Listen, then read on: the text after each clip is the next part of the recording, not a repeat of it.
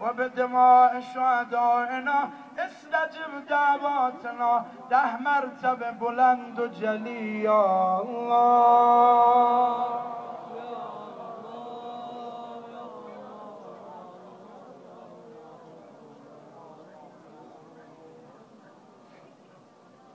یا الله یا رحمان یا رحیم یا مقلب القلوب ثبت قلوبنا على دينك. اللهم عجل لوليك الفرج. من بارها و بارها تو همین حرم امام رضا به هر جا که برنامه‌ای بوده عرض کردم، حضرت در اون نامه خودشون به شیخ مفید فرمودن سلام من مهدی رو به دوستانم برسید، بگو تا میتونن برای فرج من مهدی دعا کنن که فرج من گشایش در امور دوستانم برای فرج من دعا کنن، من مهدی برای مشکلات و حوادث دوستانم دعا کنن. این میارزه امشب امام زمانت برای دعا کنه، ببینم چجوری آمین میگی. اللهم عجل لولیک الفرج. اللهم عجل لولیک الفرج.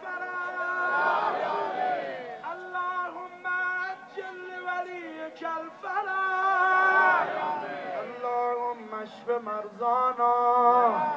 اللهم اقض حوائجنا الشرعية. اللهم أد ديوننا الدنيوية والأخروية.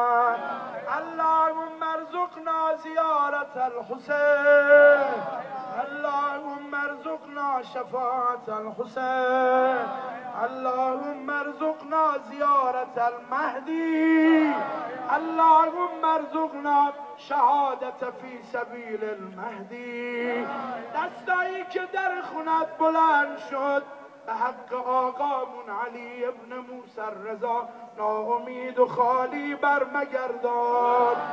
خدایا اون چه در این ماه رمضان به اولیاءت، خاصانت، مقربین درگاهت کرامت کردی، به این جمع زن و مرد، کوچیک و بزرگ، پیر و جوان عنایت بفرما.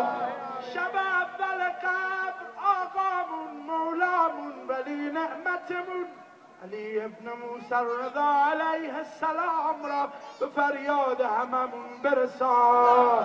خدایا این ماه رمضان آخرین ماه رمضان عمره مردم و این جمع قرار مده. خدایا شهدا، اولیا، صلحا، فقها، پدران، مادران، خواهران، برادران، اساتید، معلمان، حقداران، ارواح طیبه شهدا، امام شهدا الان سر سفره ابی عبدالله همشون رو مهمان و دعاگوی ما قرار بده. خدایا در روز قدس، روزی که باید همه جهان لبیک بگن به ندای حل من معین مظلومین و ستم دیدگان فلسطین، خدایا توفیق شرکت در راه پیمایی روز قدس رو به هممون عنایت بفرما. مقام معظم رهبری، مسئولین دلسوز به نظام موفق و مؤید و منصور بدار. خدایا چنان کن سرانجام کار تو خوشنود باشی و ما رستگار. و عجل اللهم فی فرج مولانا. بسم الله الرحمن الرحیم. السلام علیک یا رسول الله.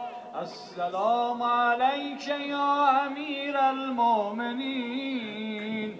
السلام علیک یا فاطمة الزهرا. السلام علیک یا حسن بن علی.